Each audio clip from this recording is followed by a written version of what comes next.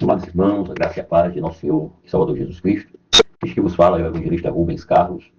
Quero aqui nesta manhã fazer notório a palavra de Deus sobre eventos que antecedem o arrebatamento da igreja, que destacam a apostasia, a manifestação do homem da iniquidade, que é o anticristo, e o aumento, dos falsos profetas e da maldade sobre o mundo. E quero trazer aqui dentro dos termos bíblicos da Bíblia, Jerusalém, sobre esta temática. Tá? 1 Tessalonicenses, capítulo 2, versículo 1 ao 5, nós vemos a apostasia e o homem da iniquidade. Dentro desses textos bíblicos, eu quero fazer menção aqui sobre esta passagem que diz: quanto à vinda de nosso Senhor Jesus Cristo e a nossa reunião com Ele, que é o arrebatamento da igreja, certo, irmãos? Nós vos pedimos, irmãos, que não vos deixeis abalar ou se enganar, tão depressa da vossa razão, ou da vossa fé, ou da vossa consciência bíblica, escriturística, que o apóstolo Paulo deixou para a igreja de Tessalônica e, consequentemente, amados irmãos, para toda a igreja do Senhor no hemisfério terrestre. E ele continua dizendo: nem vos assusteis por algum espírito, ou por alguma palavra, ou por alguma carta, como se fosse vinda de nós, afirmando que o dia do Senhor já está próximo. Ninguém de modo algum vos engane, porque isto não acontecerá sem que venha primeiro a apostasia e seja levantado o homem da iniquidade, o filho da perdição, o adversário que se levanta contra tudo que se chama Deus ou é objeto de culto, a ponto de sentar-se no santuário de Deus, ostentando-se como se fosse Deus. Não vos lembrais de que eu vos dizia estas coisas quando ainda estava convosco? Amados irmãos, é um assunto muito polêmico, pois é um assunto de ordem acadêmica, onde teólogos discutem sobre pré-tribulacionismo, mid-tribulacionismo e pós-tribulacionismo. Pré-tribulacionismo acredita que a igreja será tirada daqui antes do período da grande tribulação. Mid-tribulacionismo no meio da grande tribulação. Quando chegar na metade do período tribulacional, que é de 7 anos, ao todo, mas com 3 anos e 6 meses, ou 1260 dias, a igreja sai daqui. Já o período pós-tribulacional diz e afirma que a igreja passará pelo período de toda a tribulação, ou seja, de todos os 7 anos, que corresponde a este período tribulacional. Tá? Dentro desse contexto histórico, literário, Paulo escreve à igreja de Tessalônica para corrigir uma falsa doutrina, queridos irmãos, de que o dia do Senhor, o juízo e vinda, já havia chegado, o que gerou pânico, tumulto e desordem na comunidade cristã ali em Tessalônica. Quando Paulo fala sobre a nossa reunião com ele, no versículo 1, refere-se a quê? Ao arrebatamento dos fiéis com Cristo nas nuvens, associada a 1 Tessalonicenses, capítulo 4, versículo 16 e versículo 17. A apostasia, versículo 13. Nós temos aqui sobre o termo grego apostasia, que significa rebelião, desertação ou abandono voluntário da fé. Não se trata apenas de incrédulos, mas de uma revolta religiosa generalizada dentro do ambiente que se diz ser cristão. No versículo 3 e 4, fala sobre o homem da iniquidade, o filho da perdição. Sabemos que é o próprio anticristo, em que é uma figura individual, concreta, que personifica a rebelião contra Deus. E o título, filho da perdição, é mesmo dado também a Judas Iscariotes, aquele que traíra Cristo Jesus, lá em João capítulo 17, versículo 12, indica essa determinada destruição. Sentar-se no santuário de Deus, verso 4, o que remete à profecia da abominação, da desolação, em Daniel capítulo 9, versículo 27, 11 e 31, indicando a usurpação do lugar divino de adoração. Fazendo aqui, queridos irmãos, essa aplicação, o que Paulo queria dizer? Paulo estava ali, de certa forma, estabelecendo uma ordem de eventos pré-requisitos para a consumação da vinda de Cristo Jesus. Ora, o arrebatamento, o dia do Senhor, não ocorre num vácuo, num vazio, mas é precedido por uma deteriorização moral religiosa sem precedentes, a grande apostasia, e pela manifestação explícita do anticristo. O ensino previne tanto o alabismo precipitado quanto a ingenuidade espiritual. É por isso mesmo, queridos irmãos, que o arrebatamento iminente deixa de existir por conta de passagens bíblicas, proféticas, hermenêuticas, exegéticas, como esta aqui, né? Que é uma profecia que prescinde o arrebatamento da igreja. Né? A igreja será arrebatada quando estas profecias de verdade se cumprirem. Tanto quanto Mateus capítulo 24, versículo 3 ao versículo 14, e versículos 21 e 24. Né? No sermão escatológico apocalíptico de Jesus, nós vemos isso. Né? Quero fazer a leitura aqui pela Bíblia de Jerusalém, que nos diz: está no Monte das Oliveiras assentado, aproximaram-se dele os discípulos em particular, dizendo: dize-nos quando serão estas coisas e qual será o final da tua vinda e o fim do mundo. Jesus respondeu-lhes: vede que ninguém vos engane, pois muitos virão em meu nome, dizendo: eu sou Cristo, e enganarão a muitos.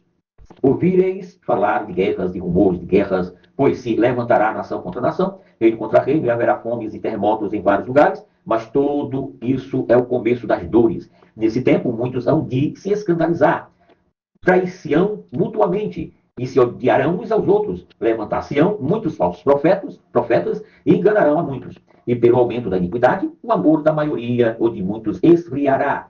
Mas aquele que perseverar até o fim, este será salvo. E este evangelho do reino será proclamado em todo o mundo como testemunho para todas as nações. Então virá o fim.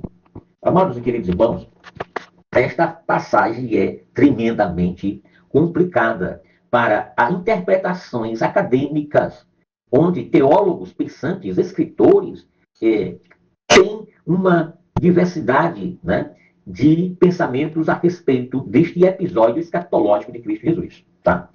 Ora, o começo das dores, no versículo 8, né, do grego Odin, né, refere-se às dores do parto. Indica que os sinais, ou seja, guerras, fomes, terremotos, não são o fim em si, mas as dores iniciais que aumentam.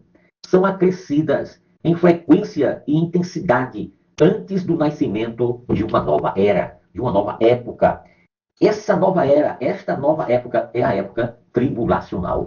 É a época da tribulação que há de vir sobre todo o mundo, ou sobre o mundo, como foi a promessa de Jesus, Apocalipse 3:10, que diz que guardasse a palavra da minha paciência e da minha perseverança, também eu livrá-lo-ei da tribulação que há de vir sobre o mundo. Né? Sabendo, pois, queridos irmãos, que o aumento da iniquidade, do grego anomia, versículo 12, ausencia, que é o quê? A ausência ou a rejeição da lei divina de Deus. Essa dissolução moral gera o esfriamento do amor, né? Do grego ágape, que é o centro da ética cristã. Os falsos cristos e os falsos profetas, do versículo 24, né, é o quê? A operação, prodígios e sinais para seduzir, impossível, né, até mesmo os escolhidos de Deus. Se é possível, né? Então, amados irmãos, Jesus ensina o quê? Os sinais do fim. Combinam turbulências no mundo físico, como catástrofes, guerras, fomes, pestes e por aí vai, com declínio espiritual e doutrinário, onde falsos ensinos, falta de amor, o indicador decisivo de discernimento para a igreja antes da sua libertação é a perseverança em meio ao engano e à proliferação do mal. Tá? Quando Paulo escreve em 1 Timóteo 4, do versículo 1 ao 2, e 2 Timóteo, capítulo 3, do versículo 1 ao 5, a degradação nos últimos tempos, ele está ali afirmando em 1 Timóteo, capítulo 4, versículo 1 ao 2, o quê? Temos escrito dizendo: o Espírito diz expressamente que nos últimos tempos alguns apostatarão da fé, dando ouvido a espíritos sedutores e a doutrinas demoníacas, seduzindo pelas hipocrisias de faladores de mentiras, marcados na própria consciência com ferro em brasa. 2 Timóteo 3, do versículo 1 ao 5, Paulo diz: sabe, porém, isto, nos últimos dias haverá tempos difíceis, pois os homens serão egoístas, gananciosos, jactanciosos, soberbos, difamadores, rebeldes aos pais, ingratos, irreligiosos, sem afeição natural, implacáveis, caluniadores, intemperantes, cruéis, inimigos do bem, traidores, atrevidos, cegos pelo orgulho, mais amigos dos prazeres do que de Deus, tendo a aparência de piedade, mas negando a sua força. Foge também destes. Isto é a Bíblia, certo? De Jerusalém. Quanto às doutrinas, né, o apóstolo Paulo ele mostra e faz menção sobre doutrinas demoníacas.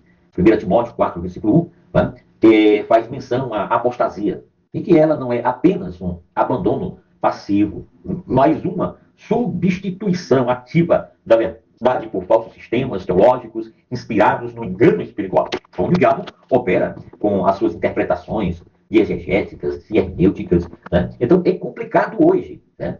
Identificarmos e termos a consciência da verdadeira fé cristã, pois nós vivemos num turbilhão de pensamentos teológicos, de pensamentos filosóficos, de pensamentos que envolvem e comprometem a fé cristã. Né? Tendo consciência cauterizada, o apóstolo Paulo ele faz essa expressão em 1 Timóteo, capítulo 4, versículo 2, onde o termo, né, cauteriazo, que vem do grego, que indica uma consciência insensível ao pecado, queimada por um ferro em brasa. Né?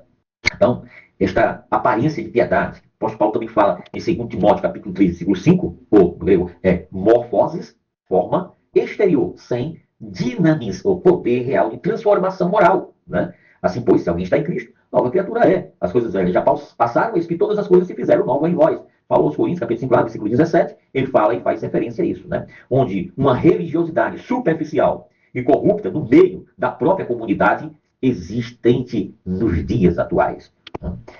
Esses textos, amados irmãos, né, são pastorais de Paulo a Timóteo e mostram que a apostasia que antecede o arrebatamento não será caracterizada apenas pelo ateísmo manifestado, mas sim por uma religiosidade pervertida e autocentrada. Né?